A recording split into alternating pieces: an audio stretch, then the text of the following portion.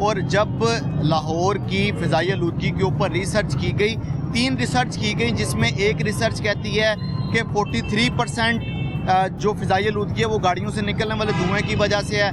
दूसरी रिसर्च कहती है कि 16% फ़िज़ाई आलूदगी गाड़ियों के धुएँ की वजह से है। और तीसरी रिसर्च जो कि पंजाब हुकूमत और वर्ल्ड बैंक ने की, वो कहती है कि 81% जो लाहौर की फ़िज़ाई आलूदगी है वो गाड़ियों से निकलने वाले धुएँ की वजह से है। इस तरह अगर तीनों रिसर्च का औसत निकाला जाए तो लाहौर में पोल्यूशन की बुनियादी वजह ये गाड़ियों से निकलने वाला धुआं है, जो कि जिसकी शरह 43 से 45% बनती है तीनों की एवरेज निकाल के।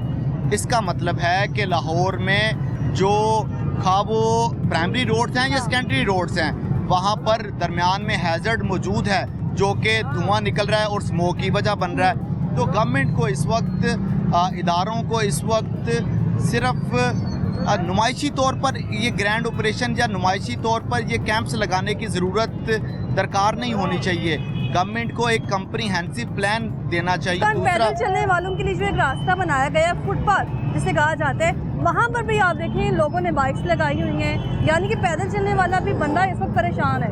देखें, आप बजा फरमा रही हैं, उसमें एक इम्पॉर्टेंट चीज़ ये है कि ये वो एरिया है जहाँ पर हुकूमत की तरफ से ग्रीन लॉकडाउन लगाया गया और जहाँ पर पार्किंग स्टैंड ख़त्म किए गए हैं, लेकिन यहाँ पर इलीगल पार्किंग मौजूद है। तीसरा, जो आप फुटपाथ की निशानदेही कर रही हैं, उसमें ये चीज़ देखने वाली है कि लाहौर में 1328 किलोमीटर का प्राइमरी रोड्स का इंफ्रास्ट्रक्चर है और इसके ऊपर एक रिसर्च की गई जो कि ये बताती है कि ये प्राइमरी रोड्स के साथ सिर्फ 300 किलोमीटर के ऊपर फुटपाथ मौजूद हैं। इसका मतलब है कि तकरीबन 1050 किलोमीटर के इंफ्रास्ट्रक्चर के साथ तो फुटपाथ ही मौजूद नहीं है। जो बचे कुचे फुटपाथ मौजूद हैं उसको भी इंक्रोचमेंट के लिए या पार्किंग के लिए इस्तेमाल किया जा रहा है। तो अगर ये कहा जाए कि लाहौर को लिवेबल, सस्टेनेबल और स्मार्ट सिटी बनाने के जो इक़दामात और दावे हैं वो कागजों की हद तक और बजट की जैन यहाँ पर पब्लिक ट्रांसपोर्ट का बड़ा अहम किरदार बनता है।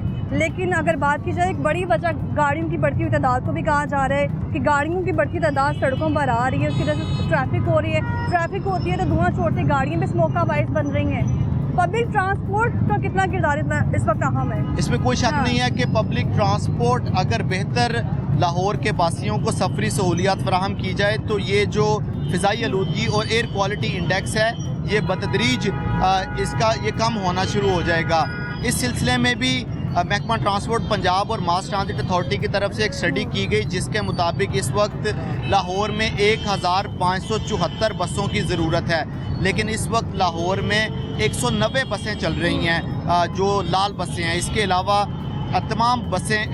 तमाम रूट्स गैर फाल हैं। इसका मतलब है कि लाहौर में इस वक्त 1384 बसों का फुकदान है। अब लोगों को अगर आप ये 1384 बसें प्रोवाइड नहीं करेंगे तो वो ऑटो रिक्शा, मोटरसाइकिल रिक्शा, अपनी गाड़ी, अपनी बाइक तो इस्तेमाल करेंगे, क्योंकि लोगों ने तो अपने मामूलात ज़िंदगी गुजारने हैं। इसी तरह लाहौर में टोटल 122 रूट्स हैं जिनको फ़ाल करने की ज़रूरत है अगर आपने लाहौर की 1.25 करोड़ आवाम को पब्लिक ट्रांसपोर्ट फराहम करनी है।